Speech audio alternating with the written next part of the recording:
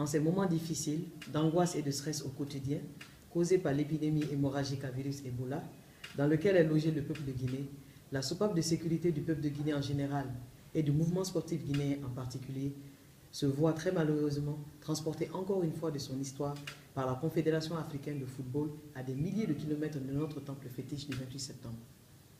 Une décision certes pas salutaire, mais compréhensive. Notre identité de Guinéen recèle autant de peine que de victoire. Certes, nous avons des corps et peut-être des esprits différents, mais à coup sûr, une âme commune appelée Guinée. Cela implique des devoirs, souvent réciproques. Par-dessus tout, cette valeur très sportive, la solidarité. Forgés dans notre espoir résolu à un avenir commun meilleur, engageons-nous tous grâce aux préoccupations et aux interdits à bouter cette épidémie hors de vue.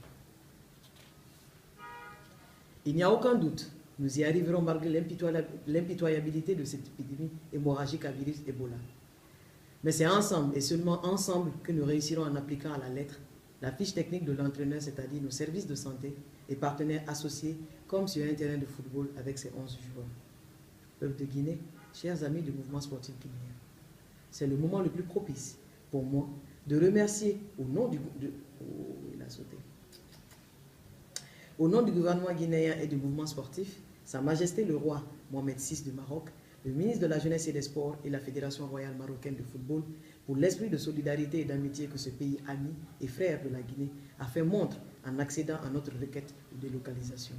Ce geste, fort aux yeux du peuple de Guinée, marquera et consolidera, j'en suis certaine, à parfaire les liens déjà historiques de nos deux peuples.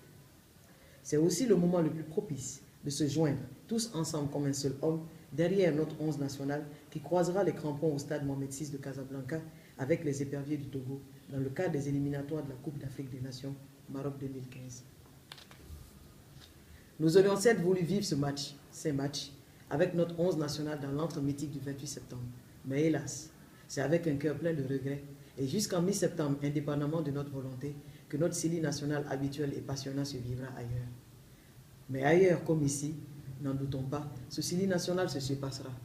Le même qui, je tiens à le rappeler, est désormais engagé vers le changement prôné par le président de la République, le professeur Alpha Condé, celui d'une Guinée is back sur le plan africain à l'image du football. Nous y croyons et fermement. Comme avec l'épidémie Ebola que nous circonscrirons bientôt, les coéquipiers de Camille Zayat vaincront avec le soutien télépathique de tout le mouvement sportif et du peuple de Guinée. À eux la charge de rehausser l'image de notre drapeau et de mériter tout l'espoir placé en eux par le peuple de Guinée.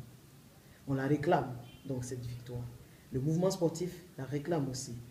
Le gouvernement du président de la République, le professeur Alpha Condé, la réclame.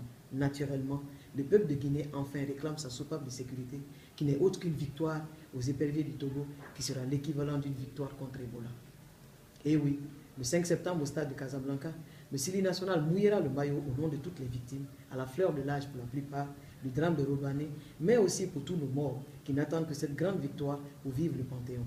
Tous au poste, au nom de notre 11 national et de tout le peuple de Guinée. Je vous remercie.